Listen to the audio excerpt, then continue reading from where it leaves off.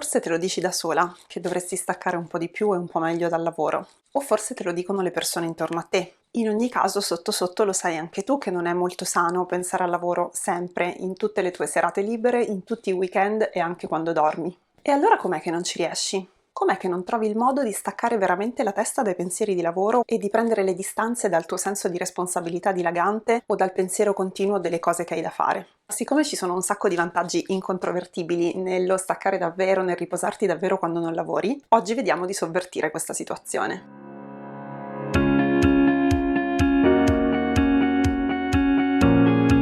Ciao e bentornata sul mio canale. Io sono Eleonora e sono una leadership coach al femminile.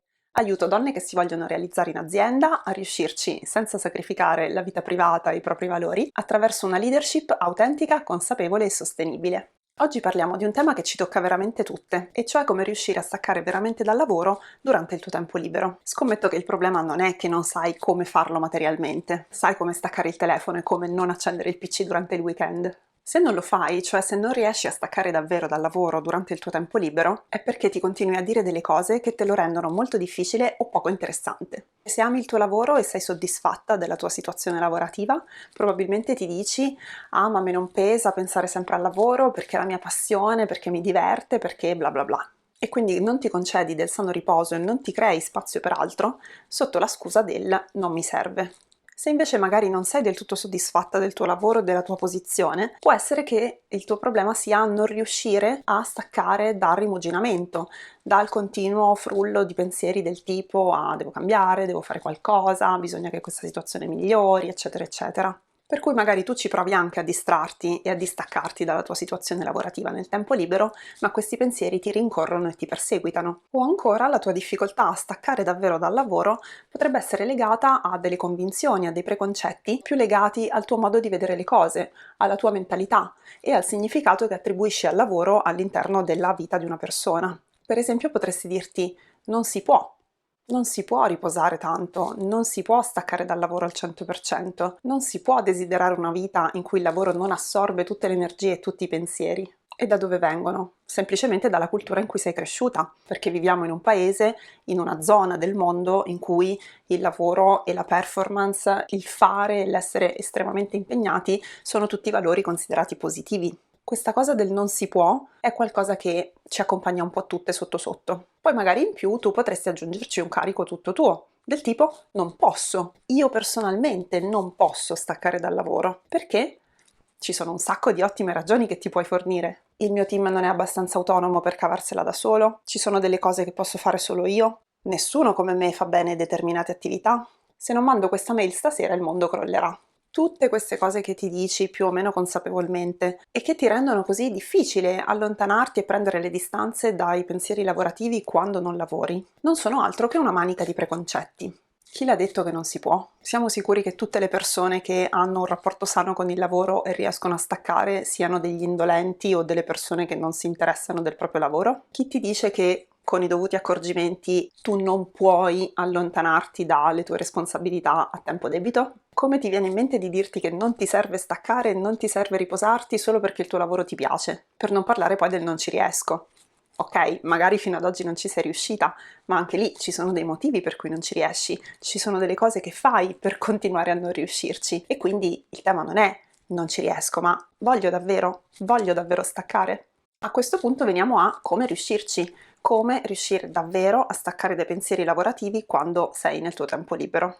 Appurato che nel 99,9% dei casi il motivo per cui non ci riesci è legato a qualcosa che ti stai dicendo, quindi a una tua prospettiva, a un tuo modo di vedere le cose, chiaramente la prima cosa che ti tocca fare è cambiare questo punto di vista. Fai in modo di passare da dovrei riposarmi di più, ma non posso, o non ci riesco, non mi serve, eccetera, a una visione del tipo posso, sono perfettamente in grado, ne ho bisogno e lo voglio.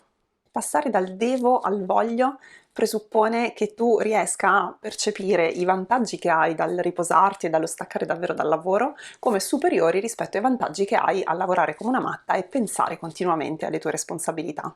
E tu dirai: ma è ovvio che i vantaggi sono superiori. Non è detto. A volte impieghiamo un sacco di energie soltanto per continuare a confermare a noi stesse prima di tutto e poi anche agli altri l'idea che abbiamo di noi.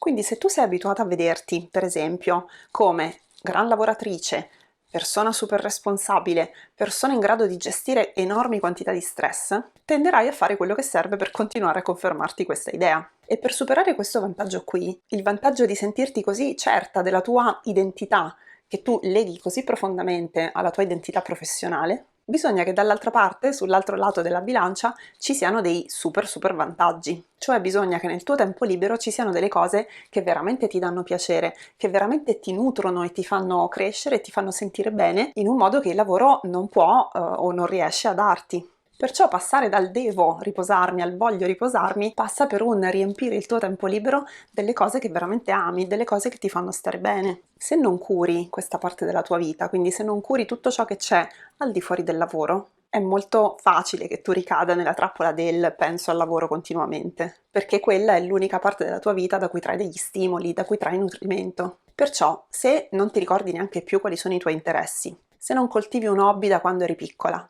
datti da fare e trova qualcosa che ti faccia veramente gioire del tuo tempo libero.